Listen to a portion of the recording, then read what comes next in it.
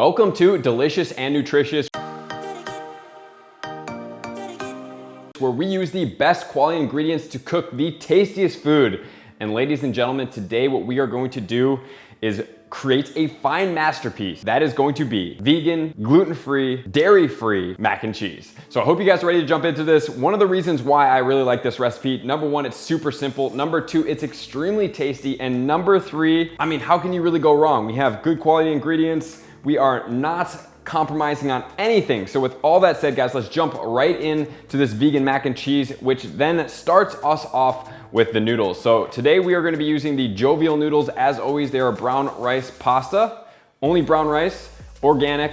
And these ones, they have a bunch of different ones. We're going to be using the elbows because I kind of feel like elbows give like a really traditional mac and cheese kind of taste. So number one, you're gonna want to follow the instructions on the back here. This is gonna be bring 3 quarts of water to a boil, make sure it's a rolling boil, and then add and cook. And the total cook time is gonna be for 10 minutes, and then you drain it. And it's gonna be a rolling boil, like I said, so that's gonna be it right there. Then we're obviously gonna go to the cheese. So the cheese for us is going to be BioLife.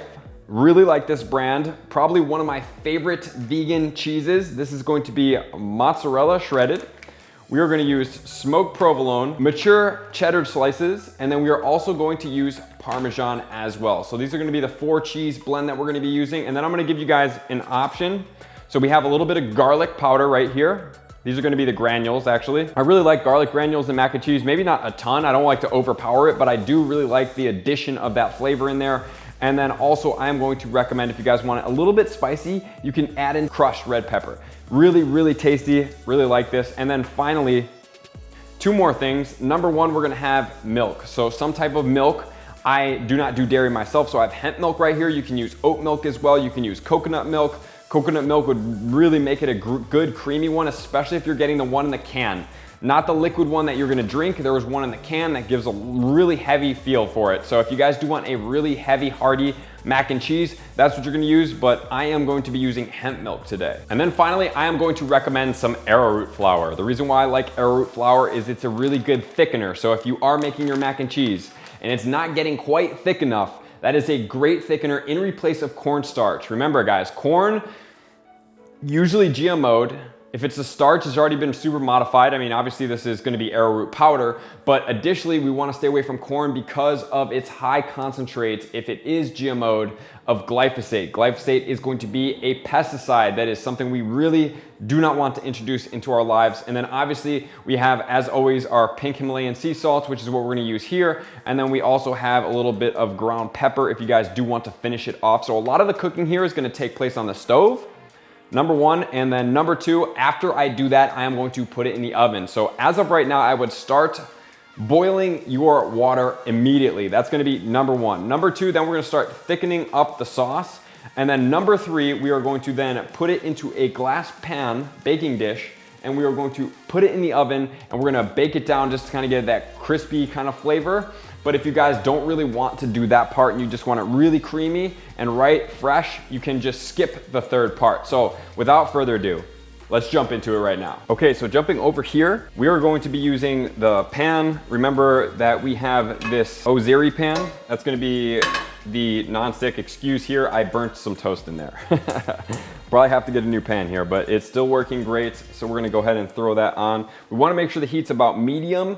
And some of you guys may be like, where's the recipe? This is not a recipe. I just found some of the things that they use on mac and cheese. And then we have our water boiling here that I'm gonna put in with the pasta real quick. The goal is to boil that as soon as possible. Remember, 10 minutes on that.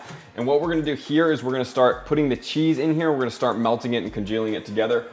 So first and foremost, we're gonna go with a little bit of milk. So I am going to start off with an 1/8 cup. And this is gonna be hemp milk. And then we're gonna start opening our cheeses. So this is gonna be the cheddar cheese. So I am gonna maybe save 1 or 2 pieces, but I'm going in here with a lot of these. And then we have our provolone. And it took me a little while to kind of figure out the combination here because I was like, man, what do you even use for cheese? So I'm gonna go about half a package. Depending on what you're making and how much cheese sauce you actually want is gonna determine how much you actually use here.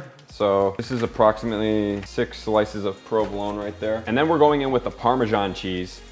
Great Parmesan cheese. You can grate it in here or you can just put the block in there. So here we go, getting some Parmesan cheese in there. I'm just gonna cut it up because it helps it melt a little bit faster for us. And remember, this recipe is, I mean, I'm not gonna say totally foolproof, but I think it's pretty foolproof, as in like you can add more cheese if you want, because you can always slightly taste this recipe. So this is about half of the block of the Parmesan cheese. And then we're gonna go in with the Veal Life mozzarella as well. This is gonna be shredded, and we are gonna do about a quarter to a half cup of the shredded mozzarella right there. And then we're gonna want to start stirring this around, starting to get it to melt. So it is gonna take a little bit of time. The goal is not to cook this. I'm cooking on about medium heat here. We wanna just melt this cheese down into a nice frothy liquid. And I have a feeling, just based on this here, that I'm gonna put a whole lot more cheese in here. So we are gonna break this up. I always recommend getting you guys some nice bamboo or whatever. I have bamboo right here. These, especially when using these eco-friendly non-stick pans, or I mean any non-stick pans, even though I don't recommend non-eco-friendly non-stick pans, but this allows you to kind of come in here and really stir it up and then get that going. And then, like I did talk about, using the tapioca starch is going to be determining on how thick you actually want it. So if you want it thicker than what it is, you want to stretch it out, we'll go over that here in a second. Okay, we are in the process of melting it here, and already you can see the cheese is starting to melt down. These are some of the only good, I think, meltable vegan cheeses as well, and they're really clean ingredients. Unfortunately, they're not organic, but I wish they were. I wish they were, but I'm okay. They have the non-GMO tag on them. I like the clean ingredients. They look like they're a pretty responsible company. So I'm okay with that. So as you can see, guys, right here, we obviously are gonna probably want some more cheese than this, but I wanna stretch it out a little bit first before I start adding cheese in here. So I'm gonna take another 1/4 cup of the milk, whichever you choose, and put it in here. There we go, 1/4 cup of milk. And I'm gonna suggest, if you guys do have the heat temperature up at this point, you start turning it down, because we do not want to have burnt cheese. That is not what we're looking to do here. There we go, go ahead and stir that all together. I find the milk kind of gives it that, you want a little bit of milk in there, because that's going to help give it water. Water is gonna bring about the ability for us to stretch it over the pasta without having to use a tremendous amount of cheese. Nothing wrong with a lot of cheese, but without that, slightly more challenging to do. There we go, congealing it all together. Always important to chop up as much of this cheese as possible too. I could have been better about the Parmesan cheese, because that one is a little bit more bricky, so it's a little bit more challenging to melt down, and obviously we want it all melted together before we dump it over the pasta. And so a couple key things to note while cooking. Number one, using hemp milk as well as other milks. Hemp milk is a little sweeter, right?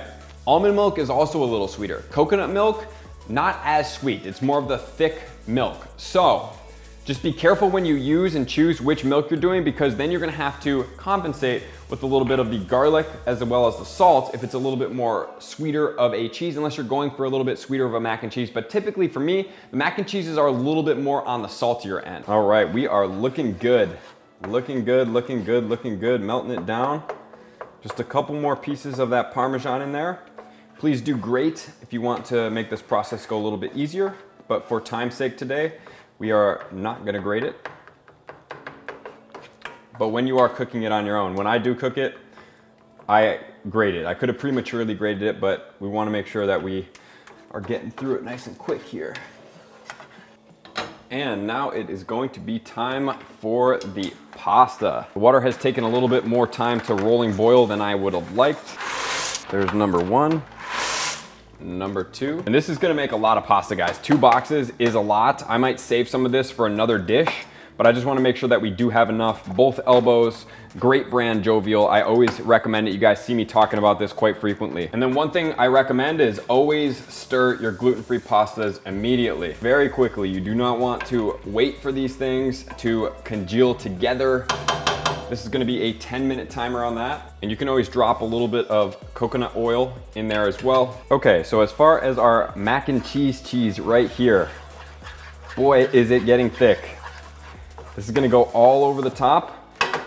I'm gonna recommend a little bit of water. The water will evaporate, about a 1/4 cup of water We do want a little bit water, and some of you guys may be like, why? Because we're gonna put it in the oven. We want the cheese sauce to stretch over the pasta, and then the water will evaporate. So there's nothing to worry about with it being too watery, unless you're not doing the third step in there. The third step is, I think, one of the most important, and really puts a sealed deal on the mac and cheese. And it definitely appears that the Parmesan is the more challenging one to melt. So take that for what it's worth. Okay, so now this is gonna be your preference. I would really suggest you guys taste this out, depending on which milk you're gonna use. I am going to go in with a little bit under a 1/4 teaspoon of garlic, and I'm just gonna do a couple cranks of salt. For me, this would be approximately an 1/8 to a 1/4 teaspoon of salt, and then stir this. You can also add a little bit of onion powder in there, and you're going to want to taste it. So having some tasting spoons handy is gonna be very important to get this accustomed to how you want the mac and cheese to taste. Because for me, hemp milk, a little sweeter like I talked about. Coconut milk, a little bit sweeter, not too sweet, not like the hemp milk. Almond milk is relatively mild, oat milk is relatively mild as well. Obviously, if you use regular milk, it's a different experience, but please do use organic grass-fed milk if you do choose to do so. Okay, just putting some final touches on the cheese. I think this is probably about enough cheese. Maybe a little bit more. Look, the water went right into the cheese, notice? I'm gonna put a little bit more of the cheese in there. So I'm using about, not the entire package, I'm using 3/4 of the package of both cheeses. I'm gonna put a little bit more water, another about 1/8 cup. And now we're stirring it, getting the water in there with the new cheese, melting it down. And the garlic, in my opinion, maybe you don't like garlic, but it really brings a full body flavor to the mac and cheese. If you don't do garlic, maybe you consider a little bit of onion powder, but something along those two will really transform your mac and cheese, and it's gonna impress your guests. Okay, so now we're just gonna sit here, let this congeal, let the pasta cook, and then we're gonna throw it all together. It's going right into the oven. Highly suggest you guys put your oven right now on 375 degrees before we move into the next step. Okay, we officially have this finished. So if you do want to make it spicy, now would be the time to add in a little bit of crushed red pepper. Okay, so now we have it all finished right here, melted. Pasta is done, it's ready for us to go over. If you guys do want it spicy, now would be a great time. Number one, to taste it, make sure you like the ratio. You can always add salt later, so keep that in mind. And finally, the crushed red pepper would go in now for that spice. Make sure to take it a little bit easy, maybe try with a little bit less at first. But now we are ready to pour. Here we go, everybody. We now have the cheese, the pasta. It is ready to go together. So when I do this, I don't really stir it because I kind of want the cheese to sit on top of everything. Here we go, getting everything in there. And I do have a little bit more pasta than I initially would do. I would probably make sure to stay around 1 for the first time, and then you can always add more, double the recipe. I just want to make a bunch of pasta because I'm going to multi-purpose it with another meal. So I just went ahead and I made 2. All right, there we go. That is going to come out amazing. Now we have the oven 375, and we are going to put it in there for approximately 10 to 15 minutes. We're going to check on it, and we're going to see if we like how it's going to crisp everything up. And if we do, we do. And if we don't, we will put it in there for a little bit longer. Time to pop this in the oven, and we're gonna be right back with you.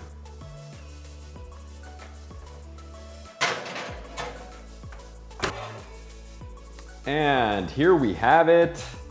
Yes, mac and cheese. That's gluten-free. Does it not look like Velveeta? It is absolutely incredible. Wow. I'm excited to try this with you guys.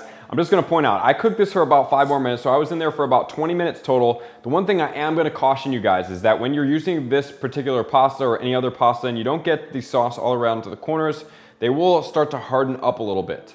The other thing, when heating up gluten-free pasta, I always suggest to put a little bit of water. I don't know, maybe you gotta test it out, a 1/16 cup in there, very, very, very small amount of water, a tablespoon, and heat it up with the pasta in the saucer. Obviously the goal is not to make the pasta watery, but it's enough water to like rejuvenate the pasta as if it just came out of the water. So there we have it, gluten-free, dairy-free, almost all the way organic mac and cheese. Look at that right there. That looks great. So we are gonna go ahead and pull off a little bit right there, and we're gonna serve it up. Could definitely use probably a little less pasta. I went a little overboard. It happens from time to time. And we have ourselves, it's really super tasty. Gluten-free, dairy-free. Throw a little bit of pepper on top just to garnish it off with, and there you have it.